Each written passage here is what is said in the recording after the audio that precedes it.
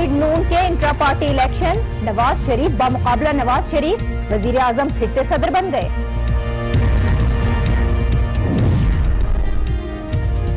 PTI ने खैबर पख्तूनख्वा में क्या काम किया, वजीर आजम ने सवाल उठा दिया। आज के प्रोग्राम में हम जवाब मांगेंगे।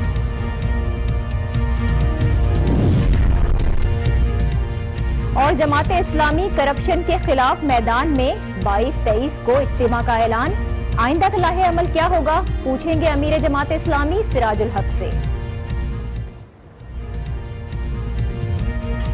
ऑपोजिशन की धमकियां, हुकूमत मुखालिफ तहरीकें, पीटीआई का धरना, एहतसाब के नारे। हुकूमत को दबाव में लाने की भरपूर कोशिशों पर आज सूरत हाल मुख्तलिफ नजर आती है। वजीर आजम खुलकर सामने आए हैं, पहले से ज्यादा पुरजोश दिखाई दिए हैं। उन्होंने मुखालफीन को ललकारा है और सवाल उठाए हैं, तनकीद भी की है। वो आज पार्टी की मरकजी काउंसिल से मुखातिब हुए। कायदे आजम और अल्लामा इकबाल की मिसालें भी दी इस गुफ्तगू में उन्होंने, और डुगडुगी बजाने वालों का जिक्र किया। यहाँ 2018 के इलेक्शंस की पेशगोई भी करते गए। उनके खिताब के चंद हिस्से पहले आपको सुनवाते हैं। हर दौर में कोई ना कोई डुगडुगी बजाने वाला सामने आ जाता है। ये लोग सड़कों पे आने का दावा करते हैं। ये लोग कहते हैं हम इस्लामाबाद को जैम कर देंगे, बंद कर देंगे। हम तो वो लोग हैं, हम तो सड़कें बनाते चले जाएंगे, तुम सड़कें नापते रहो। जब वो गौर से देखते तो उनको नजर आता है वो किसी कंटेनर पे खड़ा है। जब वो गौर से देखते हैं कि वो किसी अपना जगह पे नाच गाना में मसरूफ है। भाई अगर आप वहां पे तवज्जो देते तो वो आज आपके राग अलापते। आपको तो आज एक जलसा करने के लिए कई महीने मेहनत करनी पड़ती है कि लोग आ जाएं। लोग अब इंशाल्लाह नहीं आएंगे। लोग अल्लाह के फजल और करम से उधर ही जाएंगे जहां वो समझते कि पाकिस्तान की तामीर करने वाले लोग हैं। इंशाल्लाह 2018 के बाद केपीके भी हमारी हुकूमत होगी, मुस्लिम लीग की इंशाल्लाह। वजीर आजम को आपने सुना, उनका ये खिताब जबरदस्त था जिसमें उन्होंने तरक्की के दावे किए, कारकर्दगी रिपोर्ट पेश की और सवाल ये उठाया कि केपी हुकूमत ने इन 3 सालों में आखिर किया क्या है। ये सवाल वाकई अहम है क्योंकि ऑपोजिशन कितनी ही तनकीद करे, कितने ही करप्शन के इल्जाम लगाए, ये बात हकीकत है कि आज का पाकिस्तान 2013 से बेहतर है। इसीलिए आज के प्रोग्राम में हम नवाज लीग और पीटीआई की जो कारकर्दगी है उसका मवाजना करेंगे। जो सवाल वजीर आजम ने उठाया है उसका जवाब भी ढूंढने की कोशिश करेंगे। नवाज लीग ने जो काम किए उनका तस्करा तो वजीर आजम ने अपनी तकरीर में किया। अब हम पीटीआई के खैबर पख्तूनख्वा में मंसूबों का अगर जिक्र करें तो सबसे पहले तालीम का शोबा जिसकी हम बात करेंगे, जिसमें पीटीआई बेहतरी के दावे करती है। इस शोबे में केपी हुकूमत ने IMU इंडिपेंडेंट मॉनिटरी यूनिट बनाया जिससे गोट स्कूल का खात्मा हुआ और असातिज़ा की हाजिरी को यकीनी बनाया गया। ये केपी हुकूमत का यकीनन बेहतरीन इक़दाम है, कामयाबी भी है। लेकिन इसके साथ साथ तामीर स्कूल मंसूबा भी अहम है जिसका अब तक आगाज ही नहीं हो सका है। ये मंसूबा केपी हुकूमत की कारकर्दगी पर सवालिया निशान है। सेहत के शोबे की तरफ आ जाएं, सेहत के शोबे की बात करें तो सेहत का इंसाफ प्रोग्राम का पिछले दिनों बड़ा चर्चा रहा, बहुत बातें हुई, लेकिन हकीकत यह है कि यह प्रोग्राम पेशावर के 3 अस्पतालों तक ही महदूद है जिनमें खैबर टीचिंग अस्पताल, हयाताबाद मेडिकल कॉम्प्लेक्स और लेडी रेडिंग अस्पताल शामिल हैं। इस मंसूबे के तहत अस्पतालों के इंफ्रास्ट्रक्चर पर तो काम हुआ है, लेकिन जो सहूलियात दी जानी थी, जिन सहूलियात की अगर हम बात करें तो लेडी रीडिंग अस्पताल हो गया और खैबर टीचिंग अस्पताल, इसकी बेशतर मशीनरी अब तक खराब पड़ी हुई है। अलबत्ता 22 करोड़ की लागत से हयाताबाद मेडिकल कॉम्प्लेक्स के लिए MRI मशीन जरूर खरीदी गई है, लेकिन ये मशीन भी खान साहब के इफ्तिताह की मुंतजिर है। खैबर पख्तूनख्वा के इंफ्रास्ट्रक्चर पर अब आप नजर डालें तो केपी हुकूमत ने कल ही असेंबली से मास ट्रांजिट मंसूबे की मंजूरी ली है जो हयाताबाद से चमकनी के दरमियान होगा। हयाताबाद फ्लाईओवर भी पीटीआई दौरे हुकूमत में ही तामीर हुआ और अब FWO के ताउन से सवात मोटरवे की तामीर को अहम संग मील करार दिया जा सकता है। लेकिन इसके अलावा इंफ्रास्ट्रक्चर में कोई बड़ा मंसूबा हमें दिखाई नहीं देता। अलबत्ता बिलियन ट्री मंसूबा और पुलिस इस्लाहात जैसे अच्छे इकदामात ऐसे हैं जिन पर बात की जा सकती है जो वाज़े तौर पर नजर आते हैं। ये सिर्फ 3 शोबों में केपी हुकूमत की कारकर्दगी है। इसके मुकाबले में नवाज लीग का मेट्रो बस मंसूबा हो गया, दानिश स्कूल और दीगर बड़े बड़े मंसूबे मौजूद हैं। آج کے اس پروگرام میں ہم یہ جو تمام تر ہے نون لیگ کی ہو اور پی ٹی آئی کی، اس پر نیوٹرل اسٹانس لیں گے۔ پی ٹی آئی کے خیبر پختونخوا میں اتحادی امیر جماعت اسلامی سراج الحق صاحب ہمارے ساتھ ہوں گے، ان سے پوچھیں گے کہ کے پی حکومت نے 3 سال میں آخر کیا گیا ہے۔ لیکن پہلے ایک بریک، دیکھتے رہیے پاکستان ایٹ 7۔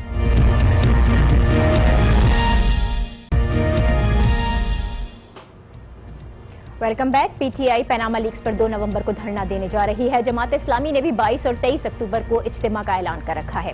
ایسے میں وزیر اعظم نواز شریف نے کے پی حکومت کی کارکردگی پر سوالیہ نشان اٹھایا ہے۔ یہ پوچھا ہے کہ 3 سال میں خیبر پختونخوا میں کیا کام ہوا۔ اس کا جواب جانیں گے۔ ہمیں جوائن کر رہے ہیں امیر جماعت اسلامی سراج الحق صاحب۔ بہت شکریہ سراج الحق صاحب آپ کا۔ جماعت اسلامی 22 اور 23 اکتوبر کو عوامی اجتماع کرنے جا رہی ہے۔ آج آپ نے پریس کانفرنس بھی کی اور اپنے خیالات کا اظہار کیا۔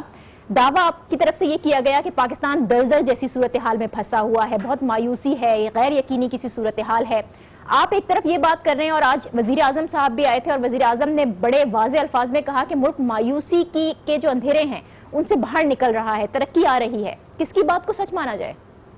دیکھیے، حکومت جو کہتی ہے نا کہ ماحول بہتر ہے، لوگ معاشی طور پر خوشحال ہے، تو ٹھیک کہتے ہیں، اس لیے کہ وہ خود خوشحال ہوتے ہیں، ان کے بینک بیلنس میں اضافہ ہوتے ہیں، ان کے پراپرٹیز میں اضافہ ہوتے ہیں، ان کے ساتھ پشتوں کے لیے ملک تو کیا ملک سے باہر بھی پراپرٹیز اور بنگلے اور پیسوں میں اضافہ ہوتا ہے۔ لیکن ہم جب بات کرتے ہیں کہ حالات اچھے نہیں ہیں تو وہ میں وزیروں کی بات نہیں کرتا ہوں، نہ وی آئی پیز کی بات کرتا ہوں، وہ میں عام پاکستانی کی بات کرتا ہوں، جو عام پاکستانی ہے، جو مظلوم پاکستانی ہے، جو محروم پاکستانی ہے، جو مجبور پاکستانی ہے، جو نان شبینہ کا محتاج ہے۔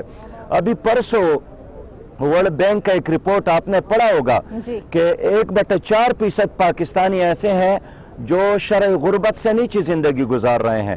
ہمارے 6 کروڑ ایسے پاکستانی ہیں جس کو صاف پانی نہیں ملتا ہے، 2 کروڑ سے زیادہ ایسے بچے ہیں جو سکول نہیں جا سکتے ہیں، 14 لاکھ ایسے لوگ ہیں جو اس وقت کینسر میں مبتلا ہے، 80,000 لوگ ایسے ہیں جو ہر سال کینسر سے بات اپنی جگہ درست، لیکن اگر ایک عام آدمی کی نگاہ سے ہم دیکھیں تو پاکستان 2013 سے بہت بہتر نظر آتا ہے۔ وزیر اعظم بھی آج یہ دعویٰ کر رہے تھے اور سوال اٹھا رہے تھے کہ کے پی حکومت نے کیا کیا۔ آپ کے پی میں پی ٹی آئی کے اتحادی بھی ہیں، کیا وجہ ہے کہ کے پی میں وہ ڈیولپمنٹ نظر نہیں آتی جس کی امید کی جا رہی تھی، جس کے دعوے کیے جا رہے تھے؟ دیکھیے، جب وزیر اعظم صاحب کہتے ہیں نا کہ خیبر پختونخوا نے ترقی نہیں کی ہے، تو اگر ان کی یہ بات ہم سچی مان لے اور ٹھیک مان لے تو یہ بھی ان کی ذات پر ایک سوالیہ نشان ہے کہ کیا وہ پنجاب کا وزیر اعظم ہے، یا کیا وہ اسلام آباد کا وزیر اعظم ہے، یا کیا وہ صرف اور صرف لاہور کا وزیر اعظم ہے۔ تو خود وہ ہمیں بتائیں کہ اگر آپ کہتے ہیں کہ لاہور ترقی کر رہا ہے اور پشاور نہیں کر رہا ہے تو آپ پشاور اور کے پی کے اور قبائلی علاقوں کو پاکستان کا حصہ نہیں سمجھتے ہیں۔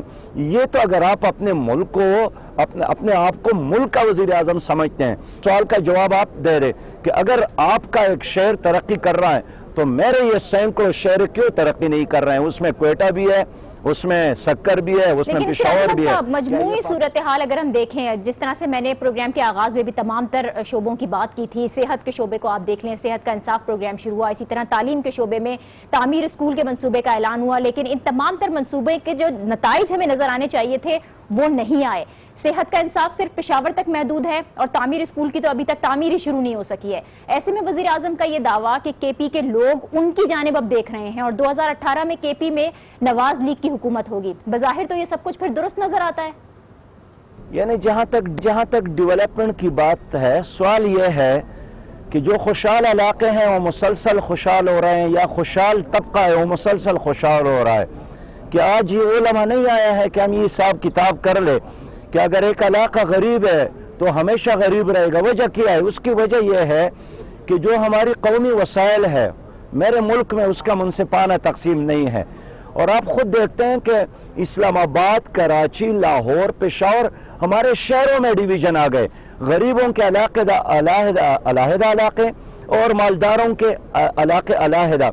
اس لیے جب میں بات کرتا ہوں خیبر پختونخوا میں تبدیلی کی بات نہیں کرتا ہوں، کراچی سے لے کر چترال تک یہ ایک ملک ہے، یہ ایک فیڈریشن ہے، اور ہم ترقی چاہتے ہیں تو 20 کروڑ عوام ترقی کریں گے۔ 20 کروڑ عوام کی طرف تو ہم بعد میں آئیں گے، پہلے کے پی کے پر جو سوال ہوا ہے، کے پی میں جو بھی کام ہو رہا ہے کیا آپ اس کام سے مطمئن ہیں؟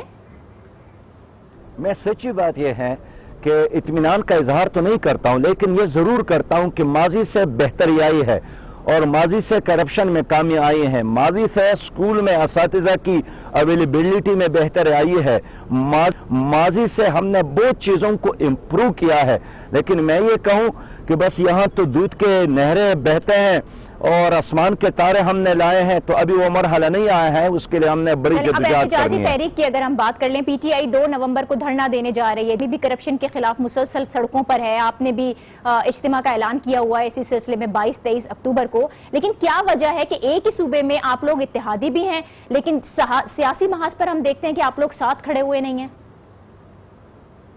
ہم بے شک خیبر پختونخوا میں ایک مخلوط حکومت میں شامل ہے، اور ویسے آنکھیں بند کر کے ہم اس حکومت میں شامل نہیں ہیں۔ ہمارے ایک 13 نکاتی ایجنڈا ہے جس میں پٹواری سسٹم کو ٹھیک کرنا تھا، میرے ساتھ وعدہ کیا گیا تھا، جس میں تعلیم کو، صحت کو اور کرپشن سے ایک صوبہ کو پاک کرنا تھا۔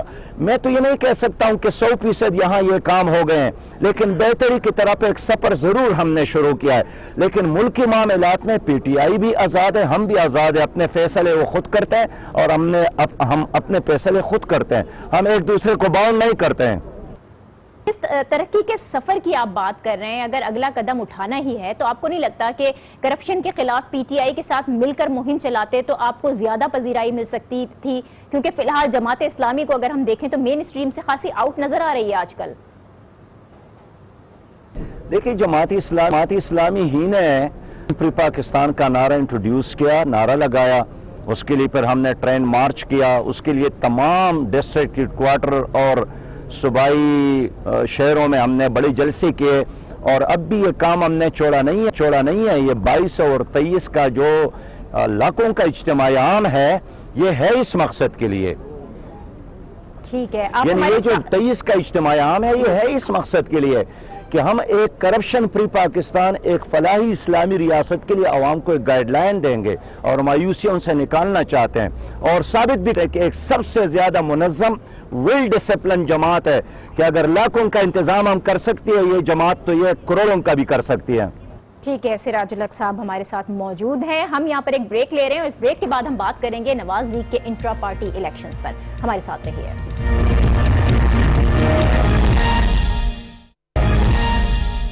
Welcome back. نواز لیگ میں 8 سال بعد انٹرا پارٹی الیکشن ہوئے لیکن کچھ نہیں بدلا، وہی روایات، وہی انداز نظر آیا۔ نواز شریف کے مد مقابل نواز شریف خود ہی نظر آئے اور خود ہی منتخب ہو گئے۔ کیا یہی ہے ہماری جمہوری جماعتوں میں جمہوریت؟ اسی پر ہم بات کریں گے۔ جماعت اسلامی کے رہنما امیر سراج الحق صاحب تو ہمارے ساتھ ہیں ہی، جبکہ ہمیں جوائن کر رہی ہیں پیلڈاٹ کی جوائنٹ ڈائریکٹر آسیہ ریاض صاحبہ۔ بہت شکریہ آپ دونوں کا۔ سراج الحق صاحب، آپ سے بات ہو رہی تھی اور یہی کہ نواز لیگ کے انٹرا پارٹی الیکشنز جو ہم نے دیکھے ہیں آج، کیا آپ سیاسی جماعتوں کے اندر اس روایتی الیکشن کے نظام سے مطمئن ہیں یا کوئی اور متبادل نظام تجویز کریں گے آپ؟ ان پارٹیوں میں اگر جمہوریت ہوتی تو ملک میں بھی جمہوریت مستحکم ہوتی، لیکن ظاہر ہے ان پارٹیوں کے اندر جس طرح جمہوری کلچر ہے اسی طرح کلچر آپ کو باہر بھی ملتا ہے۔ میرا یہ ڈیمانڈ ہے کہ پارٹیوں کے اندر الیکشن ہونا چاہیے اور یہ الیکشن کمیشن کی نگرانی میں ہو، اس لیے کہ جو معروف طریقے ہیں کسی بھی پارٹی کے اندر الیکشن کا، ان کے تقاضے تو پورا کیا جائے۔ ان الیکشن میں کوئی عام ورکر، کوئی عام ممبر، کوئی عام ان کا لیڈر اپنے پارٹی لیڈر کے مقابلے میں کاغذات ہی جمع نہیں کر سکتے ہیں، بلکہ تصور ہی نہیں کر سکتے ہیں، تو یہ پارٹی نہیں ہے بلکہ ایک لحاظ سے پراپرٹیز ہیں۔ اس لیے دوسرے پارٹیوں میں بھی الیکشن کا یہی طریقہ ہے جو آج مسلم لیگ میں آپ دیکھ رہے ہیں۔ میں یہ سوال آسیہ ریاض صاحبہ سے کرنا چاہوں گی۔ آسیہ ریاض صاحبہ، آپ نے بھی سراج الحق صاحب کہہ رہے تھے کہ الیکشن کمیشن کی نگرانی میں ہونے چاہیے اس طرح کے انتخابات، کیا آپ بھی یہی تجویز دیں گی؟ دیکھیے، اس طرح کی پہلے ضرور ہمارے ملک کے اندر بات ضرور ہوئی ہے کہ الیکشن کمیشن کی نگرانی کے اندر ہونے چاہیے، اور جو سیاسی جماعتیں ہیں وہ اس کو کنسیڈر کرتی ہیں کہ ان کی جو اٹانومی ہے یہ اس کے خلاف ہے۔ اسپیشلی اس طرح کی گفتگو جو ہے وہ ڈکٹیٹرشپس کے درمیان میں ہوتی رہی ہے۔ اور آپ کو یاد ہوگا کہ اس طرح کا ایک انیشیٹو جنرل مشرف کے ٹائم میں بھی ہوا تھا کہ الیکشن ہونا لازمی ہے اور الیکشن ہوگا، اور اس کے بعد جو ہے وہ آپ کو ای سی پی کے اندر یہ سبمٹ کرانا ہے کہ الیکشن ہوا۔ शायद ये जो एक बाहर से आया हुआ तरीका वो बेहतर नहीं होगा। आई थिंक जो चीज बेहतर होगी वो ये होगा कि पब्लिक प्रेशर या पब्लिक डिमांड जनरेट की जाए, जिसके जरिए लोग ये अपनी सियासी जमातों से चाहें कि उनके अंदर भी जमहूरियत होनी चाहिए जी। इस वक्त। लेकिन आपको अंदाजा है कि इसका ये बिल्कुल कन्वर्स जो है वो है कि जो सबसे ज्यादा जिस जमात की सबसे ज्यादा नेशनल असेंबली के अंदर सीटें हैं वो सबसे लीस्ट डेमोक्रेटिक सियासी जमात है जो PMLN है। और आज के ये जो इलेक्शन हुआ उसके अंदर भी ये बात आ गई। तो आपको उससे एक जो रिजल्ट नजर आता है वो ये आता है कि हम और आप तो ये बिलीव करते हैं कि सियासी जमातों के अंदर जमहूरियत होनी चाहिए, लेकिन जो वोटर्स हैं उनको इस चीज से कोई खास गर्ज नहीं है कि सियासी जमात ठीक के है, अंदर बहुत किस तरह शुक्रिया की जमहूरियत आसिया है। रियाज साहिबा आपका। सिराजुल हक टाइम दिया, आपका भी बहुत शुक्रिया। पाकिस्तान में हकीकी जमहूरियत उस वक्त तक नहीं आ सकती जब तक हमारे अपने रवैये जमहूरी ना हो जाएं, और जमहूरियत का नारा लगाने वाली ये जमातें, इनमें जमहूरियत ना आ जाए। इसी के साथ आज का ये प्रोग्राम, मुझे दीजिए इजाजत, कल आपसे फिर मुलाकात होगी। अल्लाह हाफिज।